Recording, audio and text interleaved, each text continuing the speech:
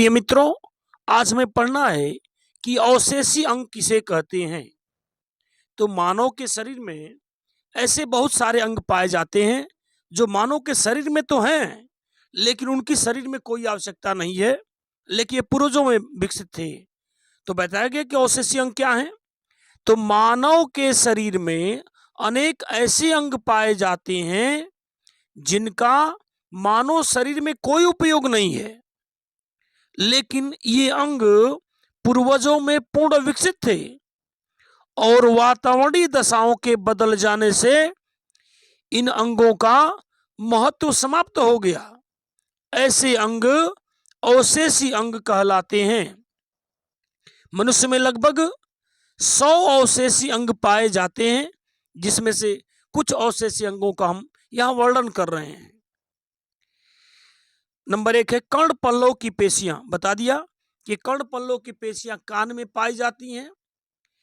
पशुओं में कर्ण पल्लव की पेशियां विकसित होती हैं, जिससे वे अपने कानों को हिलाकर मच्छरों तथा मक्खियों को भगा देते हैं।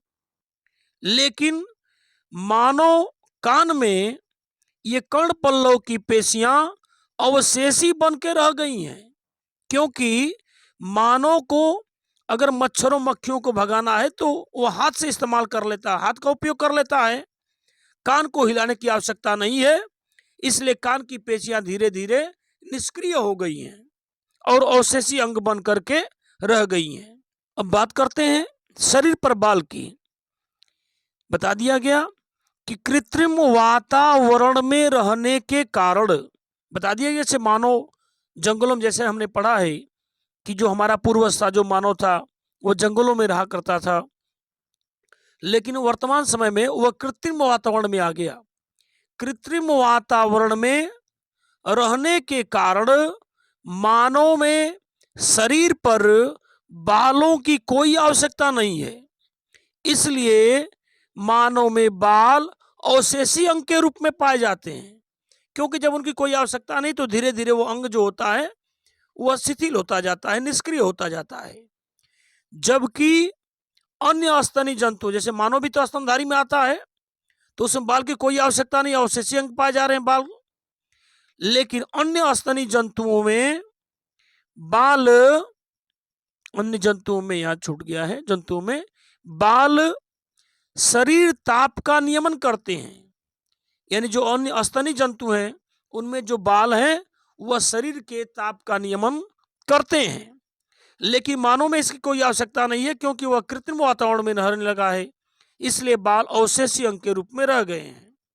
अब आते हैं निमेषक पटल पर। यह बता दिया गया कि आंख में सबसे कोने की तरफ एक अर्धचंद्राकार लाल संरचना दिखाई देती है, उसको निमेषक पटल कहा जाता है।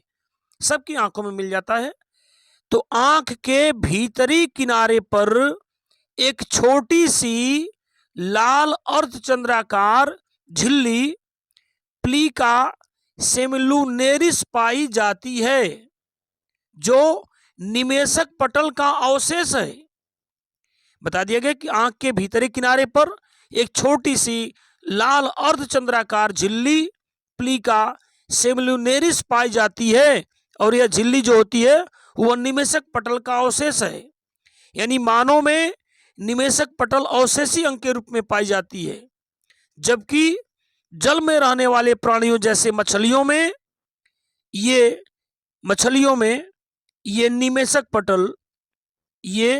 निमेषक पटल पूर्ण विकसित हैं और आंख में बाहरी पदार्थों को जाने से रोकती हैं। यानी मानव में निमेषक पटल अवशेषी अंग के रूप में रह गई, निष्क्रिय रूप में रह गई है, जबकि मछली जैसे जीवों में यह पूर्ण विकसित है और तैरते समय आंख की सुरक्षा करता है। अब आते हैं हम लोग क्रीम रूप परिशेषिका पर, जिसकी अंग्रेजी बताई गई वर्मीफॉर्म अपेंडिक्स। बता दिया गया कि क्रीम रूप परिशेषिका यह शाकाहारी जंतुओं में विकसित होती है और इसमें सेलुलोज का पाचन होता है।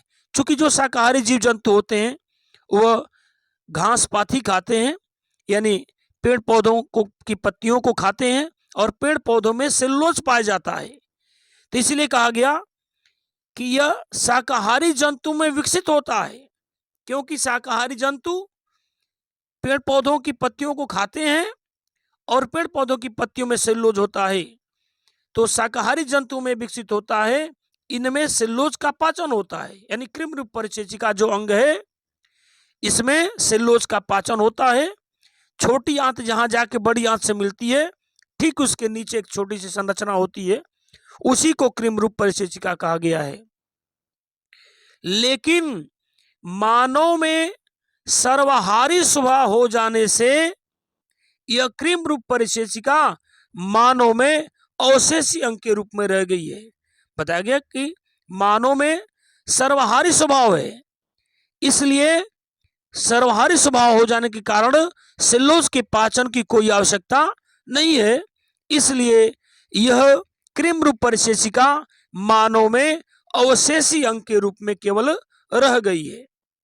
कभी कोई प्रश्न पूछता है कि सेलुलोज का पाचन खरगोश में होता है लेकिन मेढक में नहीं, क्योंकि जो खरगोश है वो शाकाहारी है इसलिए उसमें पाचन होगा, अब मेढक मांसाहारी है इसलिए उसमें सेलुलोज का पाचन नहीं होता है।